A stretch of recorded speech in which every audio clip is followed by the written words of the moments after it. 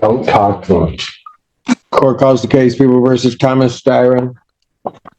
People.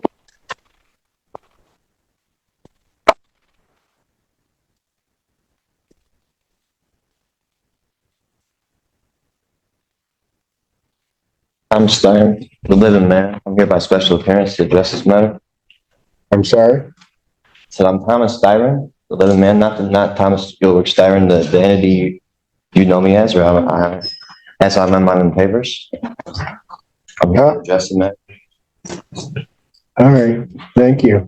Do you wish to be represented by an attorney, sir? And here we go, the classic living man argument.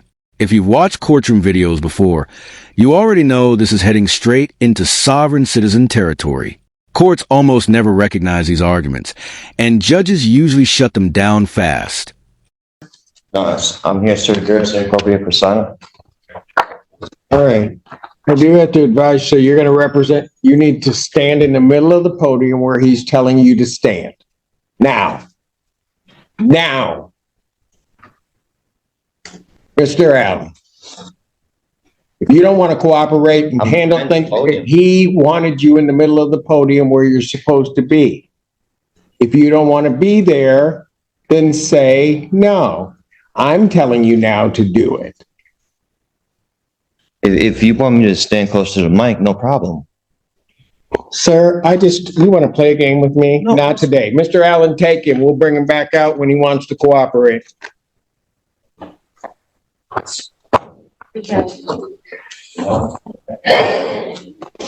Yeah, I need an interpreter for the last two and that one. May I swear the interpreter? Yes. Is it for the last two cases? Yes. Yeah, that one we'll swear in.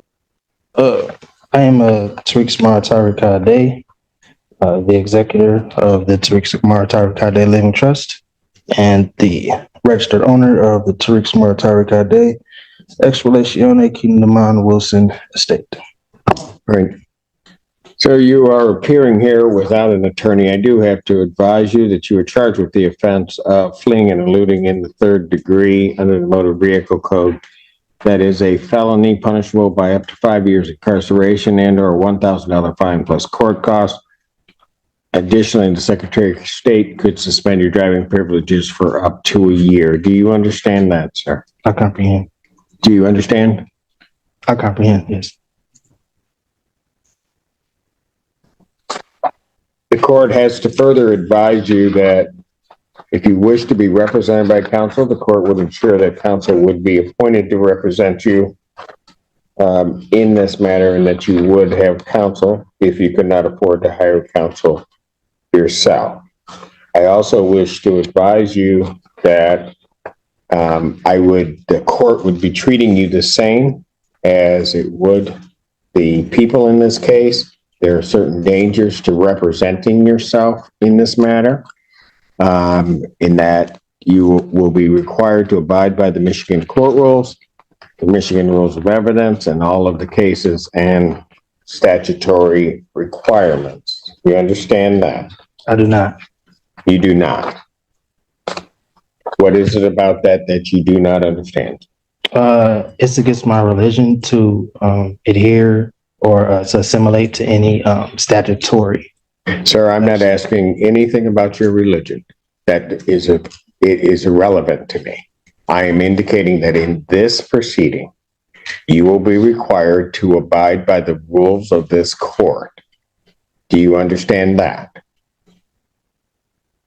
I'm having a hard time understanding why or how religion doesn't play a role.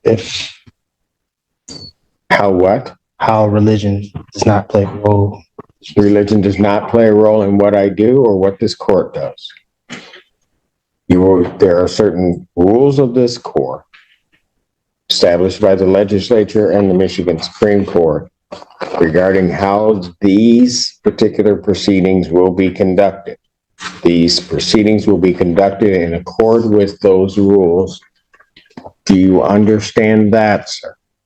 Well, according to the American Declaration on the Rights of Indigenous Peoples, as well as the international or the United Nations Declaration on the Rights of Indigenous Peoples, the state and the governments should.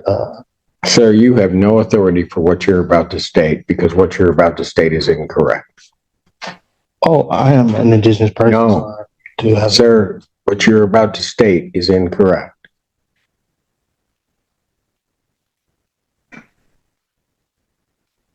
Well, If you were on indigenous lands, if that's where you're going, then maybe you might be right. As it stands right now, this proceeding is not on indigenous land. well, that's a matter of perspective, sir. It is, and the only perspective that's going to matter on that is mine.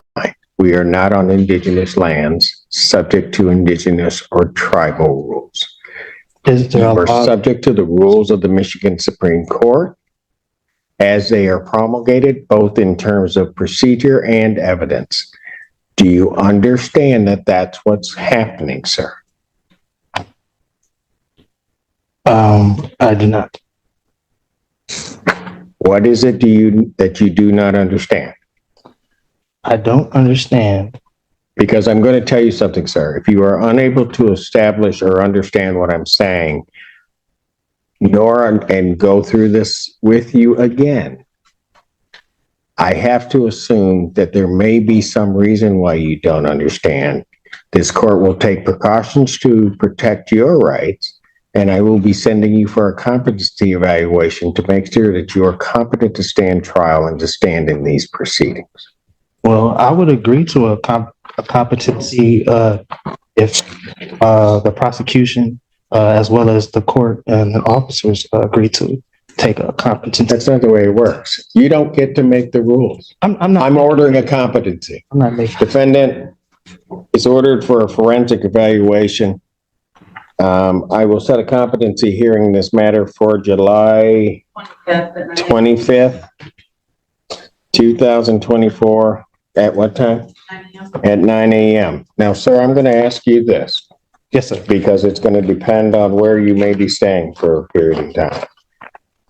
If they send you information as to when you have your forensic interview, Yes, sir. are you going to cooperate and attend that interview? Under threat, duress, and coercion. Yes. Pardon? Under threat, duress, and coercion. Yes. No. Not how it works. I don't. I'm asking you, are you voluntarily going to cooperate? I say yes. Pardon? I mean, under it, yeah. I mean, is this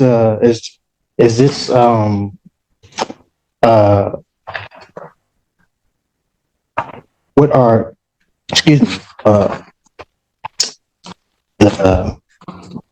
what are you relaying to in regard? What are you insinuating in regards to where I will stay for a time? I'm going to make sure that we are going to have our forensic interview done. I've ordered a forensic interview. I am asking you whether or not, when given notice of that interview, whether or not you are going to voluntarily cooperate in that interview. I will take the interview. Excuse me? I will take the interview. Anything from the people? With the court, ask the people to prepare the order for. Notice Judge Simpson's tone shift right here. The second the defendant starts turning simple instructions into a power struggle, the judge cuts it off immediately. Courtrooms run on procedure, and judges hate games that waste time. Yes, please prepare the order for that. Is that your address, sir? Excuse me. That's correct. All right, very good. And so I will send a copy to that address. Very good. All right.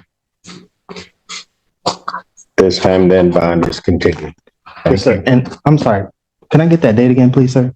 I can put it in my calendar. July 25th, you were supposed to, so I'm assuming you're waiving it. You were supposed to file your motion with. I did.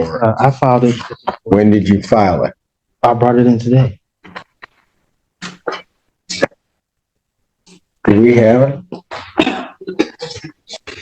I gave it. I mean, it was stamped and everything. I gave it to the reception. Why didn't you file it before today? Well, as I stated at the last hearing, No, don't go through what you we- stated at the last hearing. Well, you You asked, knew that, no, you knew it was supposed to be filed before the day. Young man, you're gonna That's it. figure out something. We're playing by my rules, not yours. So you know, do not say anything because you're gonna figure that out real soon. Do they have it? I have not received a response yet. Since I'm sending in for a competency, I can't hear that. I can't hear his motion in any event. So I won't hear his motion at this time.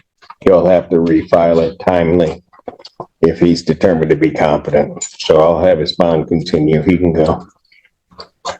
I What? didn't get the last part that you said. The bond continued and what? I said you can go. Oh, okay, no problem.